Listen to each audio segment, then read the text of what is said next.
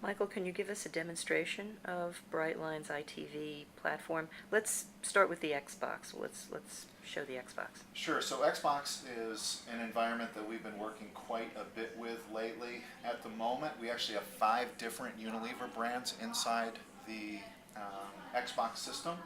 Um, for this one, we've actually built an environment navigable by their Xbox Live viewers, of which there's 18 million of them, called the Man Cave, where 5 different Unilever male-oriented brands can live at the same time. Inside these experiences, lots of great content. Here's an example of the Degree for Men. This is a partnership that they have with Bear Grylls and Discovery Network on the content side, but this is very heavy content where Unilever is really looking for people to enter this experience and spend more time with a lot of this extreme sport content that they've built out in a partnership elsewhere and really highlight it for them. So if we take a look at gear, there's actually an area where you can go in here and look at all the product, or you can go in and actually enter an environment, full HD, big screen video that we've worked to highlight inside these experiences that is truly amazing and can hold a viewer in here for 10-15 minutes worth of content.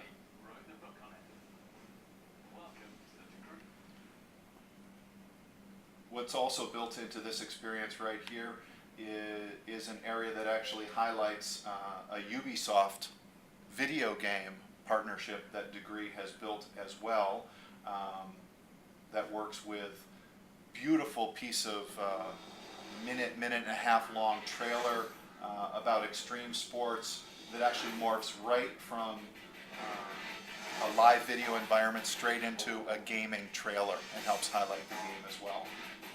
These types of experiences right here, we will see hundreds and hundreds of thousands of entries into this experience, spending lots of time just in a week-long period.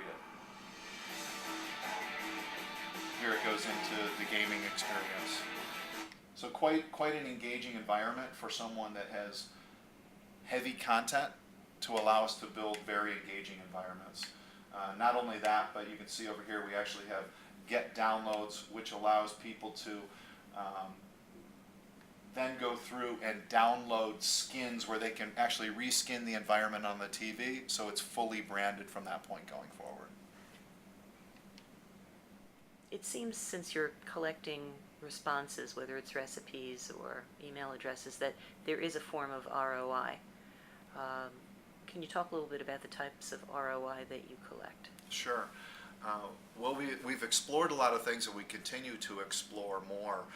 We actually have had a campaign in the past year where we actually took exposure data to commercials and entry into the interactive environment and actually matched that back to a purchase database, because that advertiser was all online sales, and we were actually able to match back with a third party doing the matching, so it was all anonymized. So we were actually able to look at lift from households that saw the ad, 50 to 60% increases when those households entered the experience and spent 5 minutes engaged with the brand. So really amazing things for us to be able to look at, and now we're starting to get deeper into those as more and more of these platforms ingest other databases that include purchase.